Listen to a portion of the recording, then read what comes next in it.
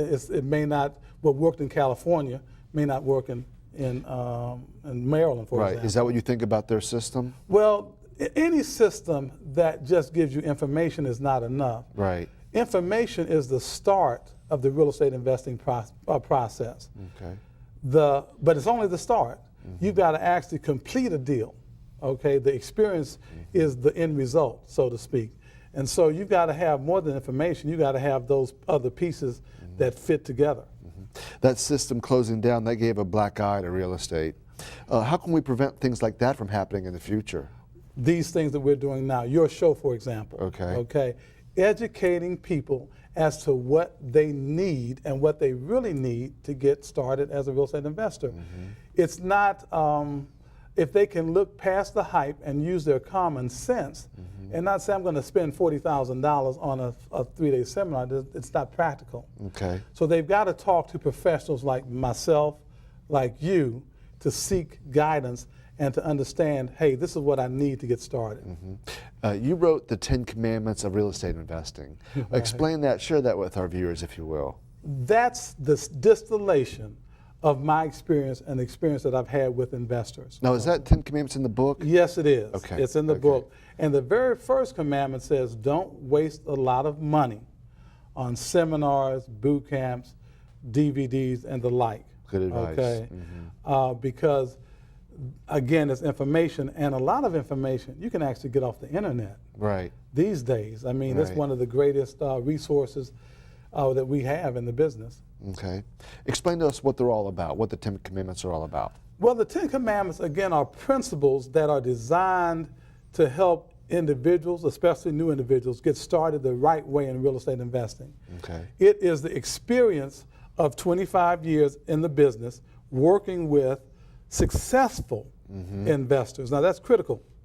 These people are making a living, not part-time, but they're doing it full-time. Okay. And they're sharing with newbies, okay, what to do right and what not to do, what to focus on and what not to focus on. Okay. You tell people not to spend, you mentioned a few minutes ago, not to spend a lot of money on real estate seminars. Why? Because they cannot do what they purport to do. A statistic that I read years ago said that 95% of people that actually go to a seminar or boot camp or what have you never buy a property because of it. That's really? 95%. And I think that what do you number attribute is low. that to? It's because, again, it can't provide you with the structure after they give you the information. You need a support system, okay? And you need a way to be able to actually learn each step of the process. And if you don't have that, then it's going to be impossible for you, typically, to master those skills that we talked about. Analysis, appraisal, where do you find the private money lenders, those kinds of things. What advice would you give our viewers here who wanted to get started in real estate investing now with these great opportunities out there? You know, the housing prices are depressed, you know, inundated with foreclosures. What advice would you give our viewers now?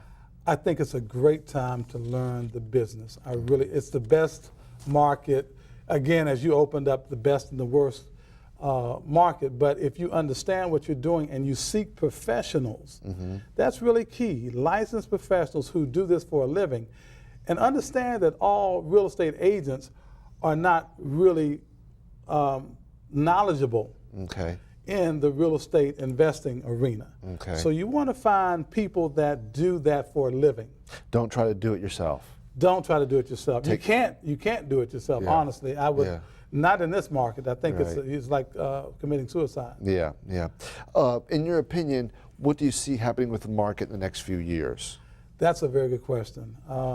And I would say we will see more of what we've just seen, a roller coaster up and down market. We've had a lot of foreclosures, a lot of short sales, and a lot of those properties are still on the market. So the market has been spotty. Recovery has been spotty in areas. I heard there was like 3 million homes in the queue to be foreclosed. That's what I've heard as well. Yeah. So, and in our area, in the Metro DC area, there are areas that are really going very well. Then there are other areas that are quite slow.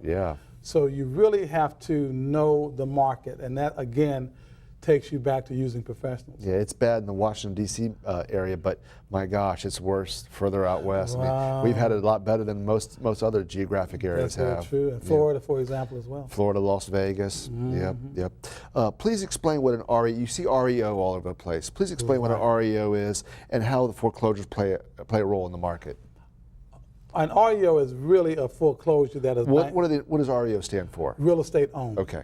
Owned by an institution typically. Okay. So an REO has already gone through the foreclosure process, and now the bank has it. The bank is the REO people. Okay. Right, or they may have an asset manager dealing with the property for them, but they of course have the final say so. And so that property is in inventory, and they've hired a company and an agent to market that property for them. And so an REO is simply a bank-owned property. What role do they play into the market, do you think? A very huge role right now. Okay. If you look at areas in Maryland, for example, Prince George's County was really hard hit. There are foreclosures literally on every block, I would say. Yeah.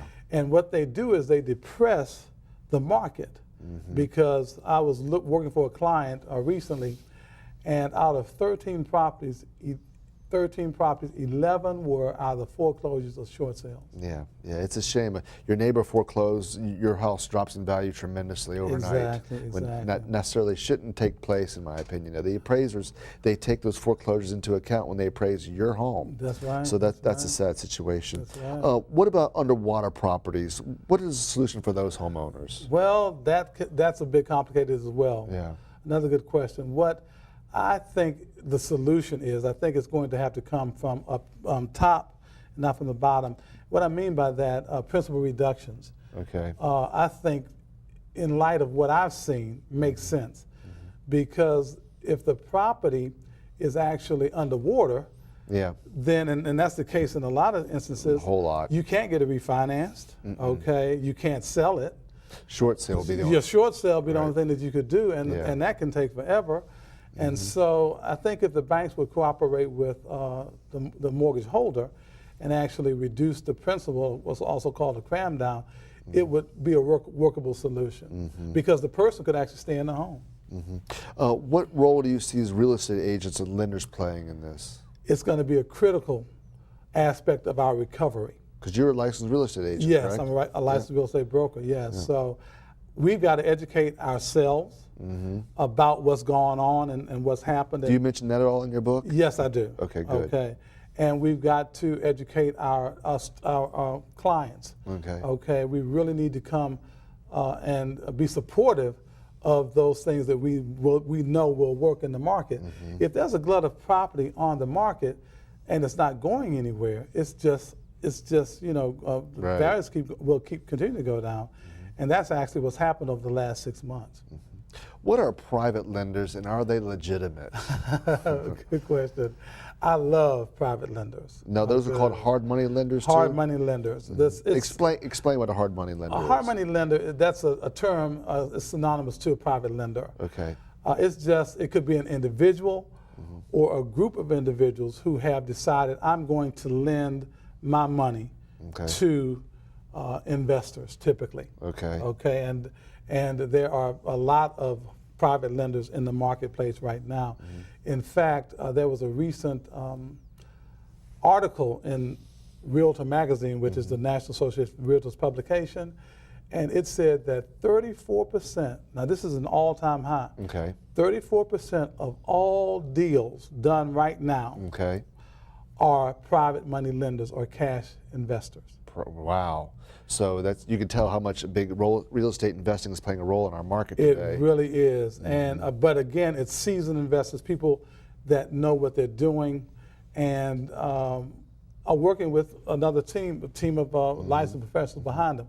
So private lenders normally have never filled this kind of niche before.